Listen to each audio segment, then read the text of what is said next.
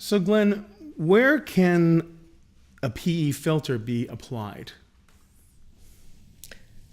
Um, it can be applied in a lot of places, differently depending on the application. In a loudspeaker, you can apply it in different parts of, if it's a two-way or a three-way or a four-way, you can apply it differently in different parts of the circuit to a better or worse effect, so to speak. I believe long-term that if there was enough research done that control of the primary signal for low PE distortion could be effective. So there could even be a software approach to PE distortion. I believe that the big difference between phono playback and, say, CD playback is the way the two systems generate PE distortion and interact with it. And so that would give you an idea that, okay, there probably would be different things that you would do in the two devices to limit the PE distortion.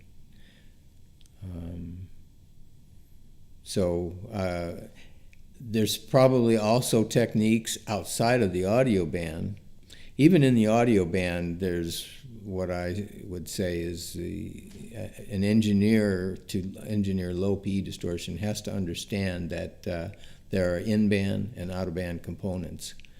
Sadly, I believe it's the out-of-band components that we're being affected by when we talk about these high sampling rates.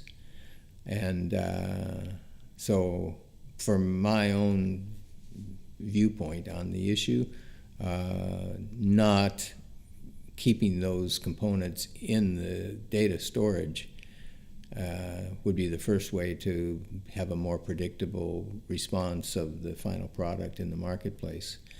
But I know that that's totally against the current thinking of, high bandwidth and higher sampling rate is better.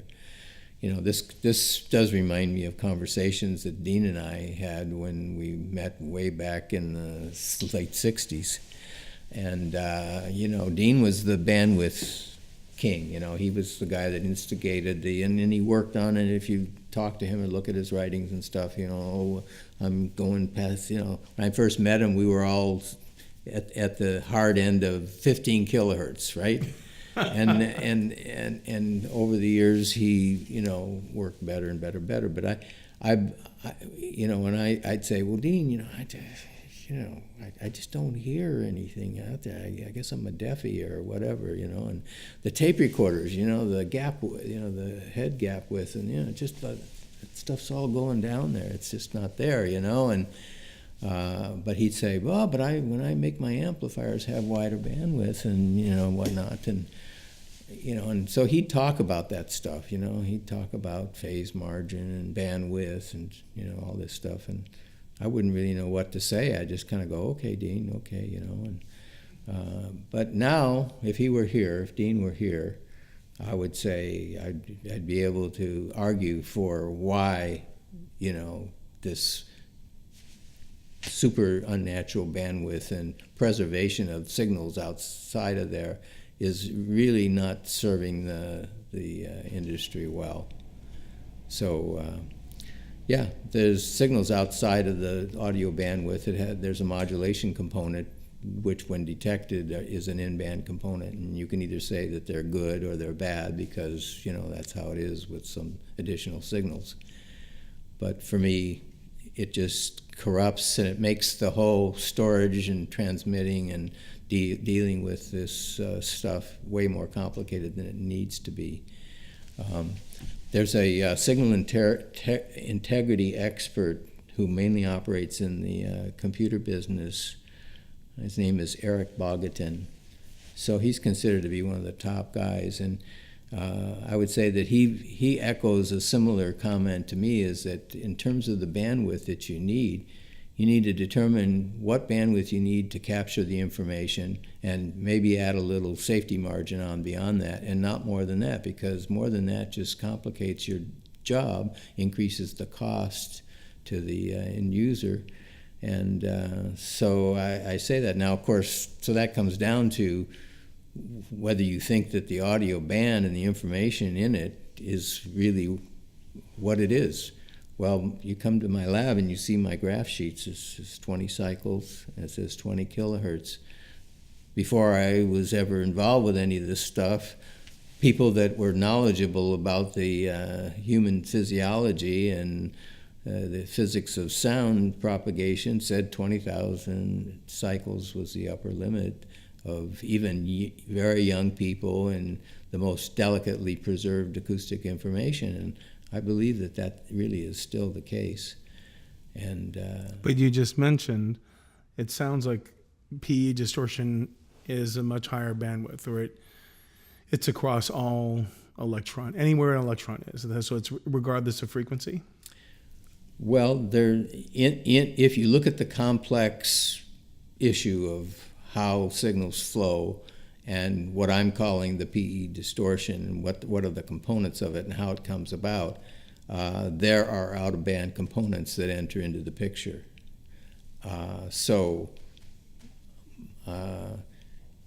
It was hard for me, after having struggled through different iterations of loudspeakers and this and that, and when we finally did the LC product, and if you look at the square wave response of an LC product, it's fairly decent. If you look at our earlier models, the high resolution, reference series and the VVSMs, they have not good square wave response. They don't, and that's because they use steeper filters. And when you use steeper filters, you're just going to have more of that time distortion. But to me, if you look at the issue about good sound, okay, is if you have like a guitar player in front of you, and like I'm moving this chair back and forth, okay, the time element of all the information about that it's a guitar playing and the energy is at this band or whatever, you say, well, I know it's different when the player moves a little bit around because you're projecting the energy into the room at different places and so on and so forth. But you don't go, it's really distorted when you do it this way or that way. No. So the distortion that we're hearing, to me, while you can say it's a time distortion, to me that time aspect is not the significant factor of good sound versus bad sound. So for me, having worked through the BBSM and then the LC and trying to preserve this kind of square wave response, so to speak, it was very difficult to incorporate PE filters where, oops, there goes my square wave response. Yet, to me, I can hear clearly that the additional PE filters cleared up the sound. You were just in my lab, you heard a design of a loudspeaker that's 30 years, some years old, and main difference between how it is when you heard it versus how it was initially was that it has a few additional components in there, these PE antennas and these filters and whatnot, and you heard it. And to me, it's stunningly clearer than the original. So you can apply these in amplifiers, in cables, and speakers, and D to A converters, and computers, and in software. Am I correct in understanding that? Yeah. Well, if you read my white paper, it says PE distortion is generated and accumulated anywhere that signals flow. So that means right from the microphone, do whatever. If it's in a digital environment, this PE distortion is going to manifest itself a little bit different than if it's a pure analog environment, of course. But I believe the PE distortion riding through the digital circuitry accounts for probably 99% of all this, oh, I think this piece of digital gear sounds good, this one sounds bad, or so on and so forth. More impactful than anti-aliasing or roll-off of digital signals. And if you're talking about an anti-aliasing filter, it's you have it on the record side, you have it on the playback side. If they're accomplished in the analog mode, then PE distortion is going to be generated there. In a pure digital environment, you have a lot of transitions, ones and zeros. You have frequency shift keying, where the frequency changes from one frequency to another instantaneously. Overly rapid transitions are an invitation to PE distortion, because the mechanical systems that they ride in can't respond as fast as the electrons can respond. Interesting. So in digital systems, we have the phenomenon called jitter. Mm-hmm. And so there's a lot of focus on that the jitter is the bane or the advantage of one piece of gear over another, and you have various clock systems and master clock or substitute clocks or whatever it is, and distribution of clock within a device or within a system. So the jitter is talked about now in digital design. We talk about that there's deterministic jitter and non-deterministic jitter.